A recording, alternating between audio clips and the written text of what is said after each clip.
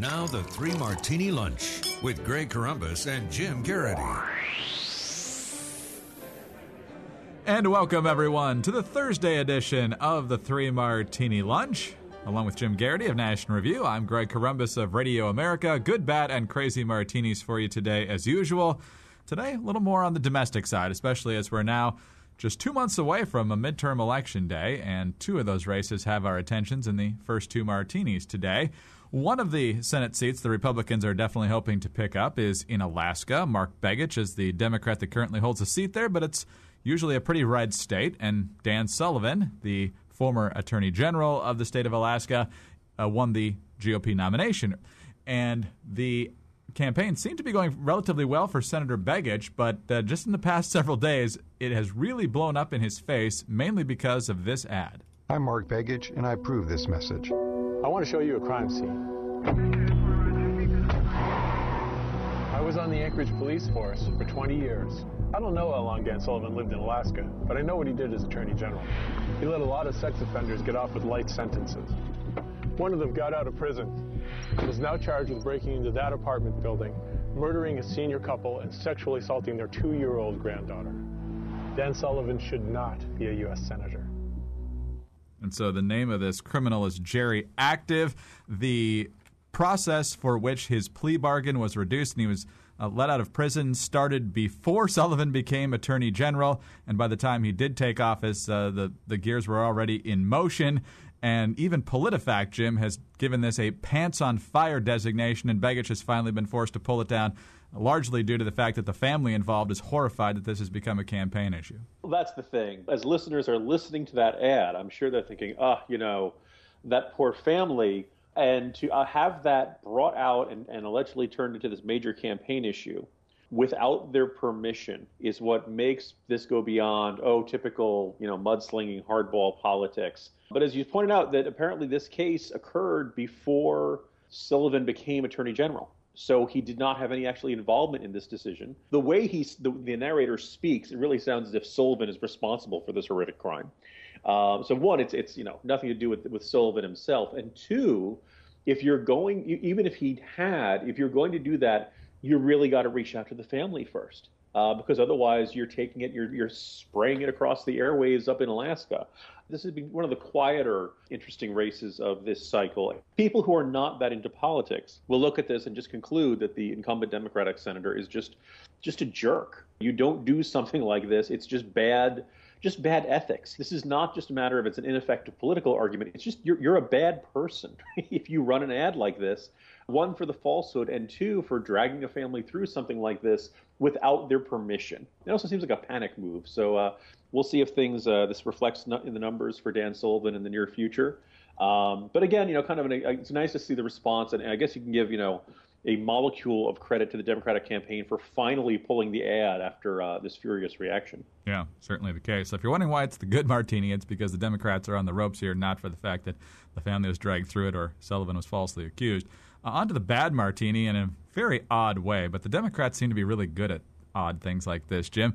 In Kansas, oddly enough, the Republican governor, Sam Brownback, a former senator that a lot of folks I think are familiar with, is in a very tough race for re-election as governor. And Pat Roberts, the three-term senator, is in a very tough race for re-election. He had a fairly difficult primary just a few weeks ago, and now he had been running against Democratic nominee Chad Taylor, as well as a fairly popular independent who apparently has in the past affiliated himself with both the Democrats and the Republicans, named Greg Orman. Well, last night, Chad Taylor announced at the last second that he is not going to be running in this race any longer.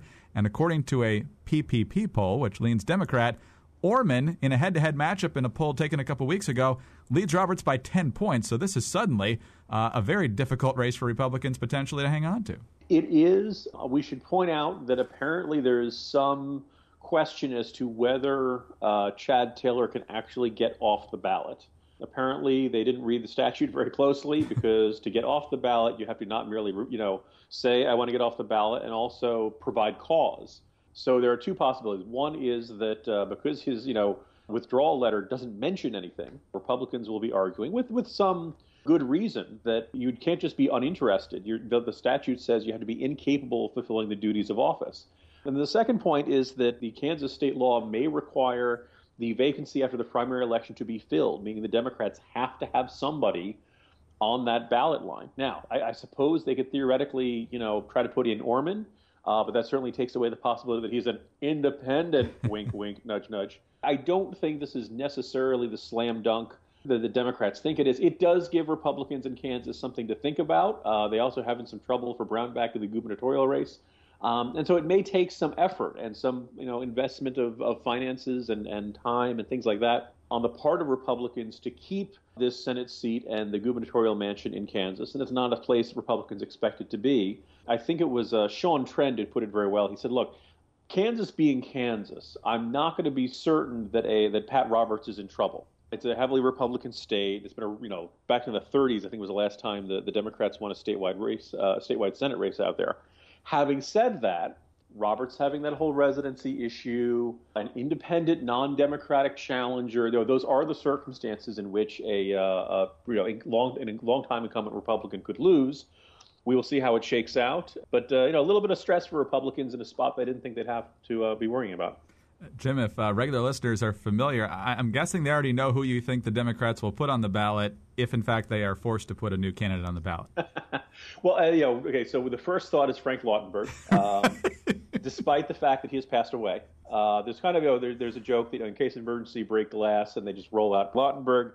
Because of the Torricelli maneuver back in 2002, if you have a sufficiently unpopular incumbent, you just switch out the candidate at the last second so Republicans can't argue their case, and their entire argument against the previous candidate is moot. So somewhere Doug Forrester is just, swearing at the heavens right now.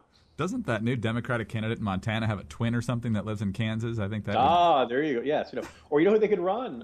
They could run John Walsh out in Montana because he's looking for work. And right. How about Kathleen Sebelius? Oh yeah, she's got a fantastic record. I will do for Kansas what I did for our healthcare system. Oh, man. All right, on to the crazy martini now. And, Jim, I just think John Kerry might have been listening yesterday to the Three Martini Lunch because you had some mildly nice things to say about his rhetoric as it pertains to ISIS as compared to how the president has characterized the threat. And so he's bound and determined to make sure that he gets on his normal side with you. And this was a speech talking about one of his Muslim outreach personnel at the State Department. And as he explained the importance of the job, John Kerry started talking about the importance of religion, especially as it pertains to the environment. Our fates are inextricably linked on the environment. For many of us, respect for God's creation also translates into a duty to protect and sustain his first creation, Earth, the planet. Before God created man, he created heavens and earth. Confronting climate change is, in the long run, one of the greatest challenges that we face. And you can see this duty or responsibility laid out in scriptures clearly, beginning in Genesis. And Muslim majority countries are among the most vulnerable. Our response to this challenge ought to be rooted in a sense of stewardship of Earth. And for me and for many of us here today, that responsibility comes from God. So, Jim, if anyone's still awake after listening to nearly a minute of John Kerry, he clarified... Is our listenership too high, Greg? You don't want it to drive people away on that? He clarified that the Earth was the planet. That's important. And good, then, yes. I'm sure if it had been fact check, true. I'm sure if it had been a Republican Secretary of State, the creation rhetoric would have been completely lampooned on MSNBC, but we should probably give him some credit for that. But the idea that his biggest concern, or one of his biggest concerns with the Muslim world, is to help them adapt to climate change and thwart the effects of it, might seem a little odd given the other threats facing that part of the world and the United States in general. Let me put it this way. Let me summarize what John Kerry just said. To our Muslim friends, God has put us on a mission, not your God, but our God. And our mission is to be stewards of you, to save you from the earth roasting up. You may have noticed that you already live in a desert, but it's going to become an even hotter desert. And thus we are here to save, and we are nothing like the crusaders of the last administration who believed they were on a mission to God to remake your lives. And Like, what's intriguing is he never grasped these kinds of contradictions and ironies and things like that. It's just self-evident that he's on the right side of history, to use the Obama phrase, and that he's the good guy, and that other people will greet him that way, and he just can't get around his head the idea that, that might come across as condescending or obnoxious or anything like that. So there you go. I will probably refrain from praising John Kerry again because, it tends to get him all cocky. Just last month, he was giving a speech out in Hawaii. I was reading this in prep for the story, and he listed climate change. It was hard to tell whether he said the greatest challenge right now or one of the greatest challenges right now. So, Was this when he went around, I believe, to Indonesia and a couple of other countries, flying around the world to tell them to reduce their carbon emissions? Yes. I remember calculating it was like 14 tons of carbon from this trip. And it was like, had you video conferenced, Mr. Secretary, it would have saved a lot of trees. Jim, have a great day.